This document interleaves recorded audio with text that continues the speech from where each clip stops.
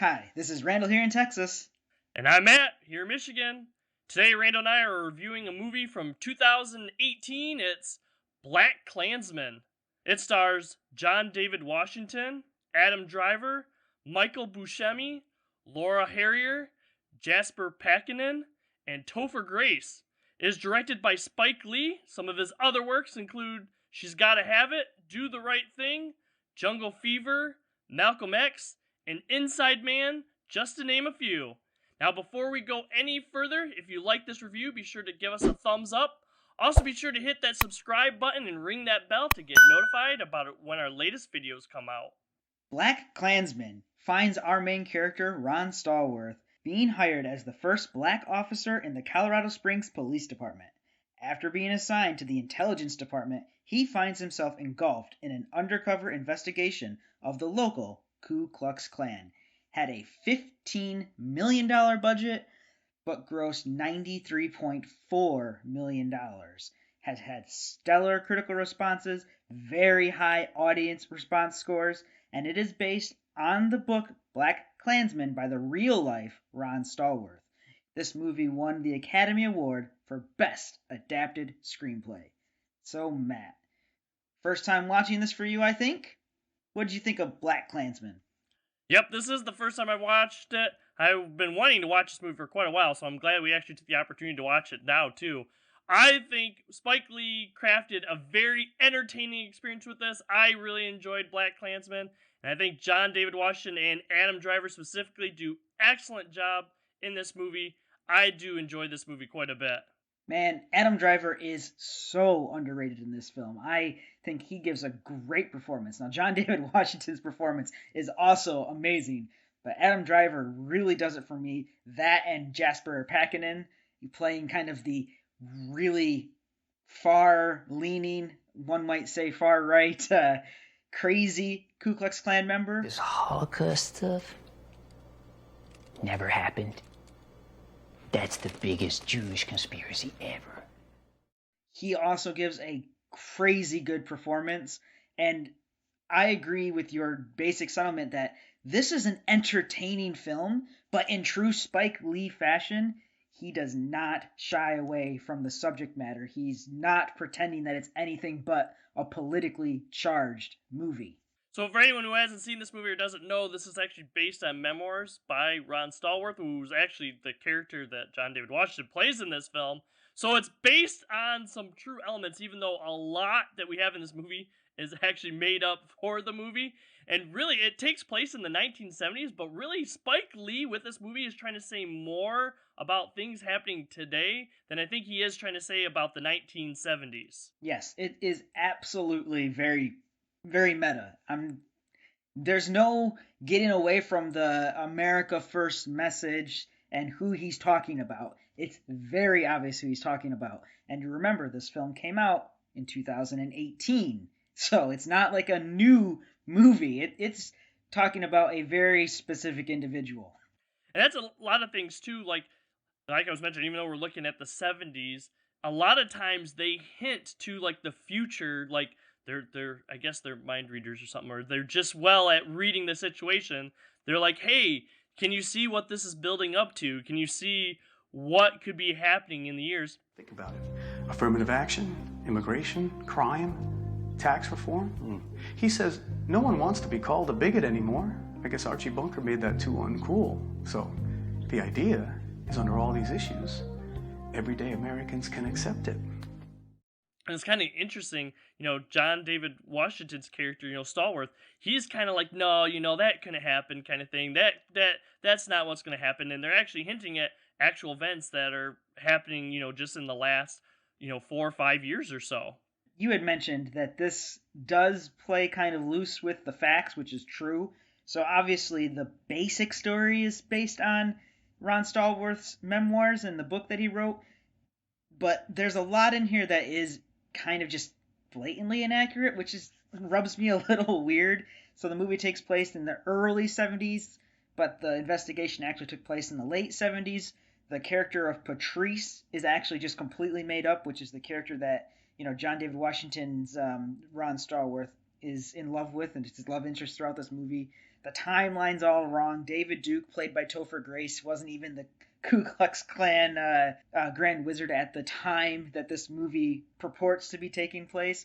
Now, all of those weird historical inaccuracies aside, if you watch it and you just say, I'm watching a movie and I know what point it's getting across, then it has done its job miraculously well.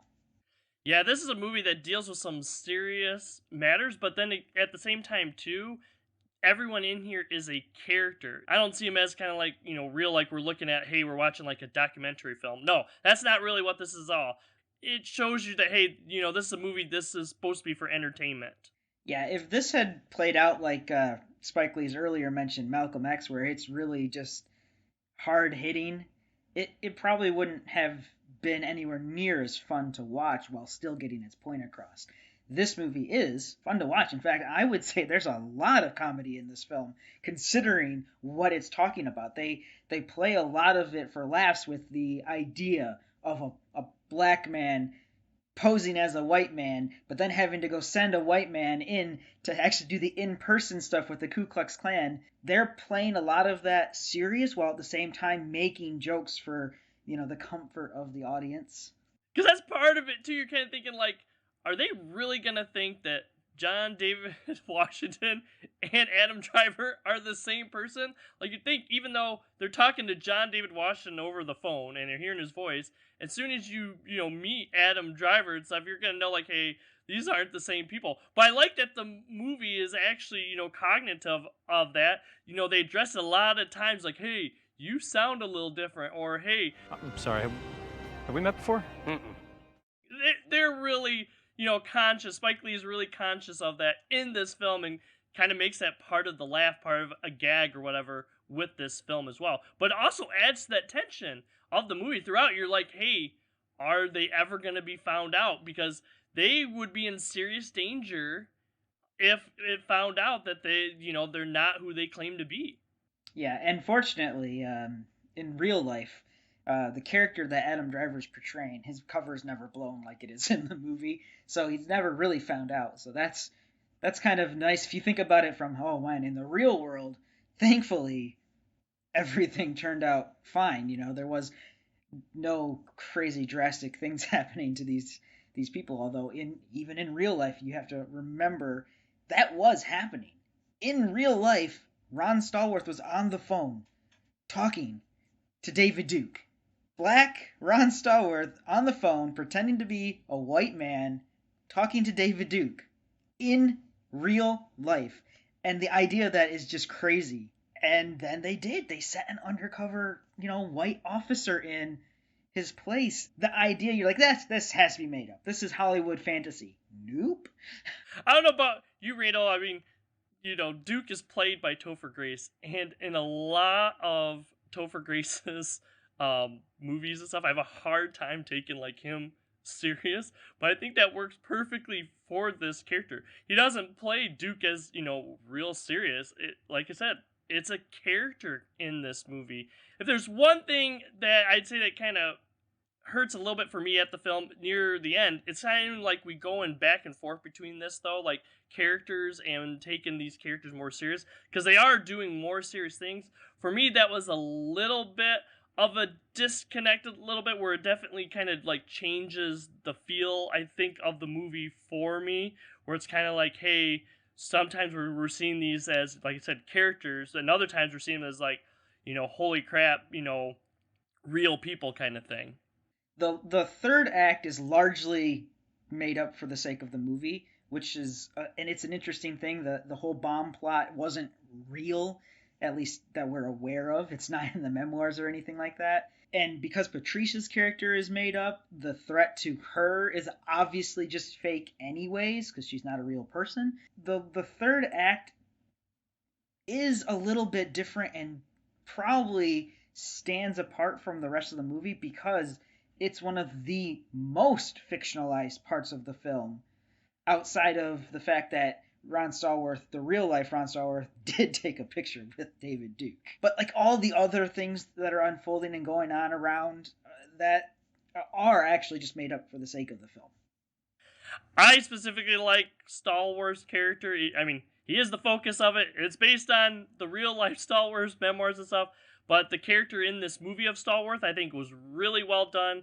I think he definitely has some confliction about his beliefs, but then at the same time, too, sticks to his core beliefs and isn't a person that is going really like one way or another through this film. I like seeing that. He is a real, dynamic character in this movie, and it was really good to watch him. You see him get presented with these ideas that are, radical ideas on the left side of his, belief scale. He's like, some of the ideas that are being presented, I agree with, but I don't agree with the tactics. I've always wanted to be a cop. I've always thought that I can do something good from the inside, So his character, you see that confliction. You see that happening all the time throughout this movie. In all of his scenes with Patrice, everything he's doing, he believes in. And even when he's confronted with, the far right ideologies and the far left ideologies, he stays true to himself and his character. I like how you're talking about Patrice and Stallworth. Actually, one of my favorite scenes in this entire film is with the two of them. It's actually kind of weird. I like it. Part of, Spike Lee's choice of actually, filming it is when they're going through the hallway with their guns drawn kind of thing. And, like the background and everything's moving, and yet, like, they're moving through but not actually walking. They're just kind of floating. Reason I like that so much, because just a few scenes earlier when we had the two of them together, they were talking about blaxploitation films and stuff, and I had definitely that feel, the 1970s film from that time. I thought that was a perfect thing. We don't really see that anywhere else in the film, but I think it fit perfectly in that part. Yeah, and that's basically where the movie ends. Aside from one scene, which we kind of would be neglectful if we didn't talk about, is it didn't happen in real life, and I wish it had. Our character, Ron Stallworth, John David Washington, gives up the game to David Duke and goes, because David Duke earlier had said, oh, I can tell when I'm talking to a black person, they talk differently than white people. Yeah, take the word R. Pure Aryan like you or I would pronounce it correctly. R. Negro pronounces it Ara. And then at the very end, he's talking to David Duke, and he says all of these expletives and all of these, stereotypical, terrible names, and basically says, because I'm black, and you're too stupid to know that. The scene's great. I love that scene. I wish it happened in real life that way. Certainly, too, we were talking, too, about how this could have been serious, but it's not. I think part of how that scene is framed up kind of is a good example of that. So if it was more serious, we would have had just Washington and Grace on the phone, and it would just be a scene between the two of them. But it's not. Washington has, like, all the other, like, cops, in the department or whatever around him, hearing the conversation and everything, too. Which, with them, like, laughing and joking or trying to, I think that kind of adds to, the majority feel of this movie as kind of like, hey, these are our characters, even though the story is based on real elements. In juxtaposition to what Washington has, where he has all of these other cops around him, on the other side of the phone is just Topher Grace as David Duke.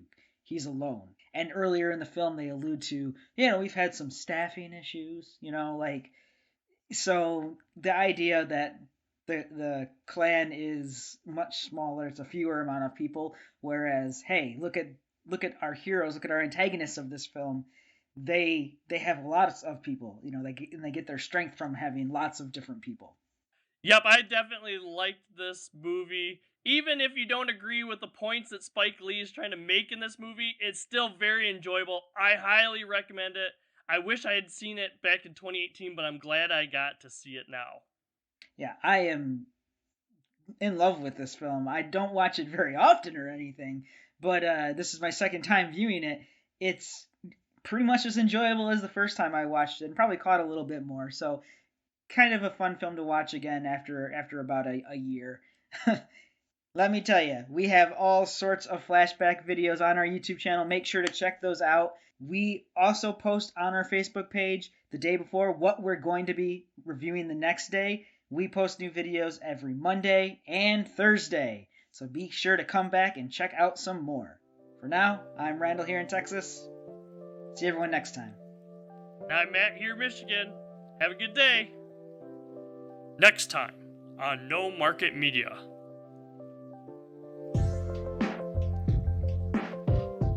Please consider checking out some of our other videos.